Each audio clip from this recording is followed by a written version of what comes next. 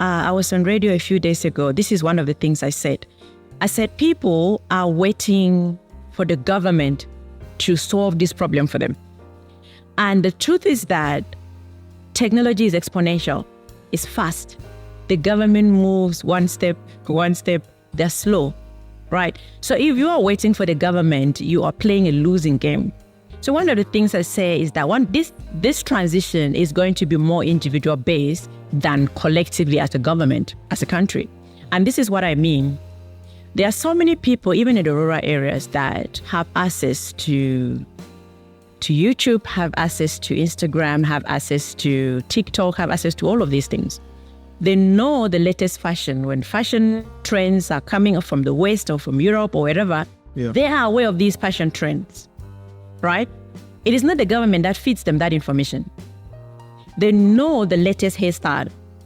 It is not the government feeding them that information. They know the latest dance style. They know the latest dance style. You took the words out of my mouth. You see, they know the latest dance style. They know which nails for ladies that are trending. They know all of these things. Even in remote areas, they know these things. Why? Because these are the things they want. So if you want digital knowledge, you'll be able to also find it just the way you are finding fashion knowledge. For ladies, the new hairstyles that is coming, that is trending, we know it how? Instagram, we find it there.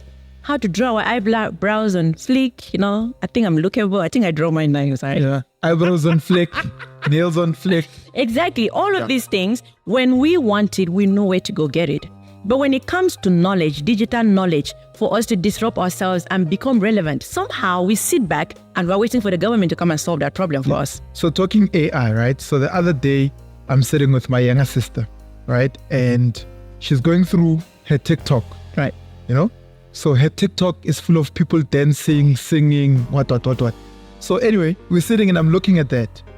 And for some odd reason, I also opened my TikTok. And I realized that on my TikTok, there's no one dancing. There's always people talking, people engaging on different things. There's always conversations. There's always business conversations.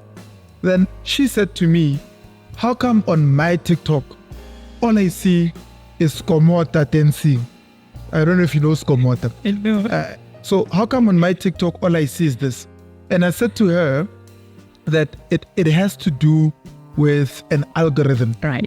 Because you watch a lot of these videos where people are dancing and you like and you comment, right, the algorithm then keeps on suggesting that same thing to you, right? If you want to change the algorithm of your TikTok, then you must start watching things that are different from what you're watching now. So, which begs the question, what should people do then to start redirecting their algorithm? Because what you're talking about, seeing nails all the time, right, seeing dancing, even if you're in remote areas, has to do with their algorithm.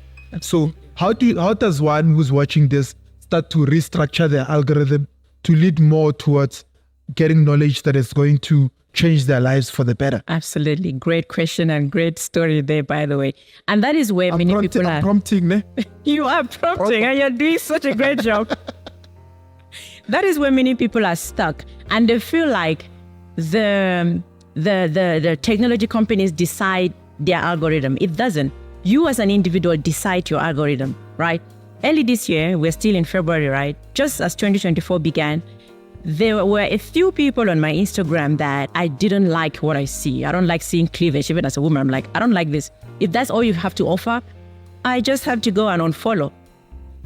Because that is me cleaning out my algorithm. If the thing you're offering to me has no value, I don't want to log on Instagram and see some sort of cleavage. Ladies who are almost naked on my Instagram. I don't want to see that. Or men who are so obsessed with gym and the only thing they have to show is the six-pack. I don't want that. People like that, I unfollow. Because I don't feel I'm getting any value from that. If you are a personal trainer, okay, then that's different because I'm very much into fitness. Then yes, I can learn a few tips from you. So you own your algorithm. You decide what they feed you with. You have that power. And so I cleaned up early this year. There's a couple of people that I unfollowed. Even on Facebook, I unfollowed them because if I keep it and it keeps showing up on my feed, then my algorithm will keep feeding me that. So you have the power to change what you are seeing on social media. It starts by you searching for specific content that you want to navigate towards, you want to transition towards. If you feel like enough of fashion, enough of celebrity gossip, enough of who is dating who, I'm tired of all this information, then start. You don't necessarily even have to unfollow all of those people. What you do is start navigating towards content that is completely opposite from what you are checking or from what you constantly feed yourself with. And the algorithm, AI is going to understand, oh, this is your new interest, and they'll feed you with it. It may take a couple of days, a couple of weeks for you to finally understand this person is transitioning, but eventually it will happen. Now, and there's also a problem with over-personalization of content, in my opinion. Over-personalization of content? What is that? So what we're talking about is personalization of content, meaning that whatever content you've been watching, the algorithm keeps feeding you that's personalization. Okay. Gives you one thing. Yeah. So now the problem with that is that you have this narrow mindset. Okay. Go deeper. So with me, even on YouTube, there are times I disrupt that personalization of the content YouTube is feeding me with. I go because I want to be challenged. I don't want to consistently being fed under with ideas that I agree with. I want someone to challenge me. And so I will naturally, intentionally click on something that I know is going to probably offend me, and I'm not even going to agree with what they're talking about. That is how growth happens. Yeah. So if you are not willing to look into those opposition that you don't like, people you don't agree with, if you're not willing to disrupt your own algorithm or your own way of thinking, you're going to be stuck in a very narrow way of seeing the world, in a very narrow way of looking at life. Okay. So it is important that as much as you need to navigate from one way or from one content to the next, also constantly shift, mix things up so that you can be challenged. Challenge to think differently, because if you hate a particular person or a particular ideology and that is all you're watching on YouTube will feed you more of that hate. Right. So